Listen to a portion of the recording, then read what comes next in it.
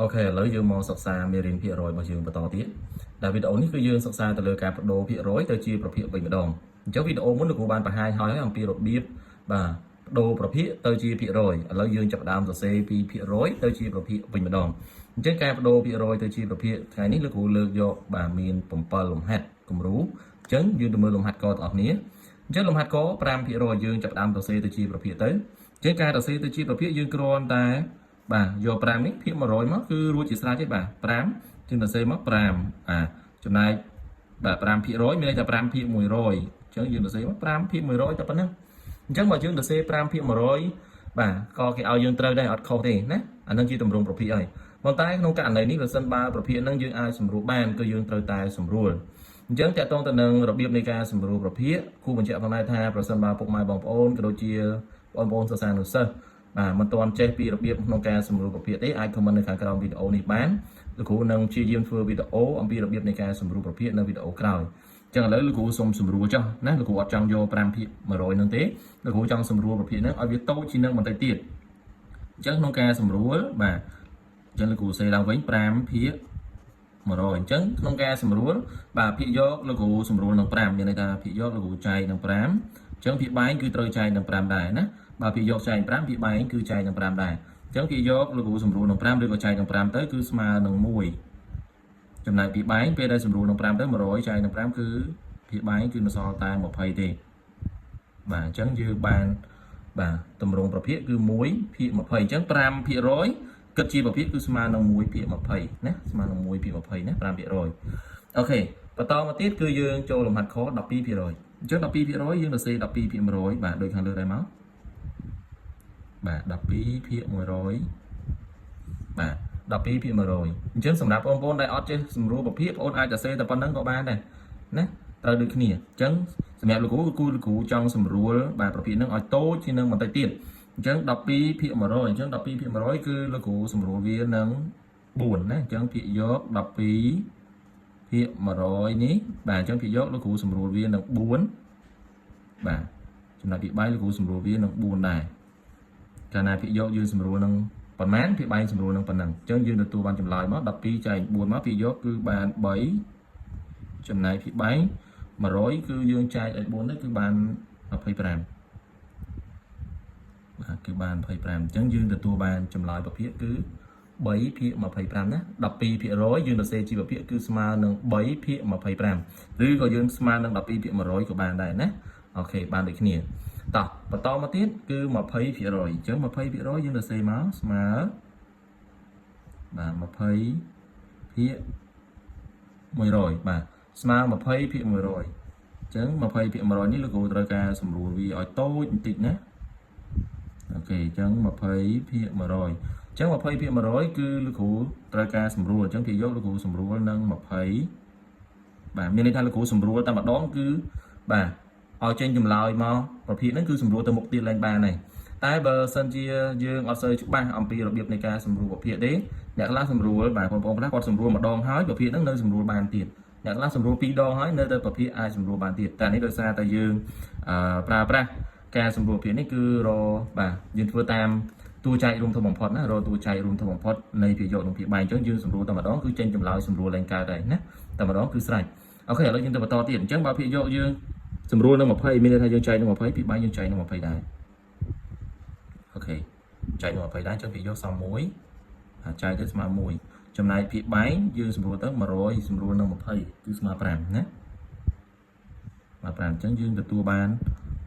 បាទចម្លើយ20%ស្មើនឹង1ភាគ5អូខេបន្តមកទៀត75%បាទអញ្ចឹងយើងសូមលឿនតិចទៅ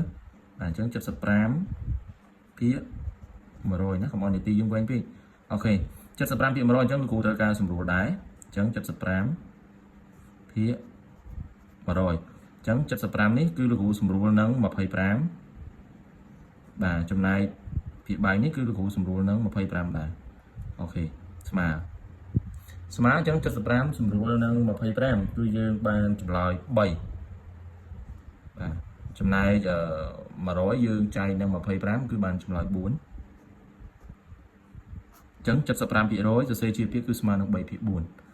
តទៀតអក្សរង 2.5% អូខេអញ្ចឹងយើងសរសេរធម្មតាស្មើ 2.5 ភាគ 100 អូខេអញ្ចឹងមកដល់ត្រង់កន្លែងនេះវារៀងផ្នែកពីអាខាងលើបន្តិចដោយសារវាជាចំនួនទស្សភាគអញ្ចឹងកាលណាបើវាជាចំនួនទស្សភាគយើងត្រូវមើលផ្នែកទស្សភាគនេះផ្នែកទស្សភាគនៃភាគយកខាងរបស់យើងនេះខាងលើនេះផ្នែកទស្សភាគវាមានមួយខ្ទង់អញ្ចឹងបើវាមានមួយខ្ទង់យើងត្រូវគុណនឹង10ដើម្បីឲ្យប្រភេទរបស់យើងចេញចំនួនគុតណាអត់ចង់បានទស្សភាគហើយនឹងចំនួនគុតទេគឺមានន័យថាចង់ឲ្យប្រភេទរបស់វាជាចំនួនគុតទាំងលើទាំងក្រោមអញ្ចឹងយើងមើលទៅលើផ្នែកទស្សភាគនៃភាគយកបើផ្នែកទស្សភាគវាមានមួយខ្ទង់យើងគុណនឹង10បើផ្នែកទស្សភាគមាន2ខ្ទង់បាទគឺយើងគុណនឹង100ណាបើផ្នែកទស្សភាគមាន3ខ្ទង់យើងគុណនឹង1000អញ្ចឹងទៅឥឡូវផ្នែកទស្សភាគវាមានបាទមានតែមួយខ្ទង់ទេអញ្ចឹងយើងគុណនឹង10អញ្ចឹងយើងគុណនឹង10ឥឡូវលោកគ្រូដាក់មកណាអូខេអញ្ចឹង 2.5 យើងគុណនឹង10ទៅដើម្បីឲ្យវាបានជាចំនួនគុតណាទៅជាចំនួនគុតចំណែកភាគបែងក៏យើងត្រូវគុណនឹង10ដែរបាទកាលណាភាគយកយើងគុណនឹង10ភាគបែងក៏យើងត្រូវគុណនឹង10បញ្ជាក់ថាអានេះគឺយើងគុណដើម្បីឲ្យប្រភេទហ្នឹងបាទត្រង់កន្លែងភាគយកហ្នឹងទៅជាចំនួនគុតបាទកុំឲ្យវានៅជាចំនួនទស្សភាគអញ្ចឹងពេលដែលយើងគុណចម្លើយរបស់យើងចេញមកគឺ25ហើយបាទភាគយកគឺចេញមក25.0មកតែចុច0ហ្នឹងអាផ្នែកទស្សភាគលេខ0ហ្នឹងគឺវាអត់មានតម្លៃទេយើងអាចលុបចោលបានចំណែកភាគបែងពេលដែលយើងគុណទៅបាទគឺស្មើនឹង1000អូខេអញ្ចឹងប្រភេទរបស់យើងគឺបាន25ភាគ1000អញ្ចឹងត្រង់កន្លែងនេះយើងយកប៉ុណ្ណឹងក៏បានដែរប៉ុន្តែលោកគ្រូត្រូវការសម្រួលអញ្ចឹងកាលណាលោកគ្រូត្រូវការសម្រួលគឺយើងចាប់ផ្ដើមបាទចែកទៀតហើយអញ្ចឹងមកភាគយក25ភាគបែង1000អញ្ចឹងភាគយក25លោកគ្រូសម្រួលនឹង25ចំណែកភាគបែងលោកគ្រូសម្រួលនឹង25ដែរបាទបើភាគយកចែកប្រមាណភាគបែងចែកប៉ុណ្ណឹងដូចគ្នាអញ្ចឹងភាគយកយើងសម្រួលទៅគឺបាន1ចំណែកភាគបែង1000យើងចែកនឹង25បាទ1000ចែកនឹង25គឺយើងបាន40បាទបាន40ណាអូខេបាន40អូខេអញ្ចឹងយើងទទួលបានចម្លើយអញ្ចឹង 2.5% ពីសរសេរជាភាគគឺស្មើនឹង1/40ណា1/40អូខេបន្តទៀតគឺ 0.05 បាទ 0.05% អញ្ចឹងយើងសរសេរទៅជាប្រភេទដូចគ្នាអញ្ចឹង 0.05% ហ្នឹងយើងសរសេរធម្មតាសិនមក 0.05 ភាគ 100អូខេភាគ 100អញ្ចឹងត្រង់កន្លែងនេះគឺយើងត្រូវបាទបដូរប្រភេទដែលភាគយកជាចំនួនទស្សភាគហ្នឹងឲ្យវាទៅជាប្រភេទដែលភាគយកទៅជាចំនួនគុតដូចគ្នាអញ្ចឹងនៅក្នុងការបដូរដោយលោកគ្រូប្រាប់មិញអញ្ចឹងបើផ្នែកទស្សភាគនៃភាគយកនេះភាគយកផ្នែកទស្សភាគវាមាន2ខ្ទង់អញ្ចឹងយើងត្រូវគុណនឹង100ហើយព្រោះបើមាន1ខ្ទង់យើងគុណនឹង10មិញឥឡូវមាន1ខ្ទង់យើងគុណ10អញ្ចឹងអាក្រោមនេះវាមាន2ខ្ទង់បាទមាន2ខ្ទង់គឺយើងត្រូវគុណនឹង100ណាអញ្ចឹងយើងចាប់ផ្ដើមគុណទៅ 0.05 បាទភាគ 100អញ្ចឹងឥឡូវនេះយើងត្រូវគុណនឹង100ដើម្បីឲ្យវាទៅជាចំនួនគុតអញ្ចឹងបាទលើគុណនឹង100បាទខាងក្រោមនេះក៏យើងត្រូវគុណនឹង100ដូចគ្នាអញ្ចឹងយើងទទួលបានប្រភេទថ្មីគឺ5ភាគបាទ10000បាទ5ភាគ10000ណា5ភាគ10000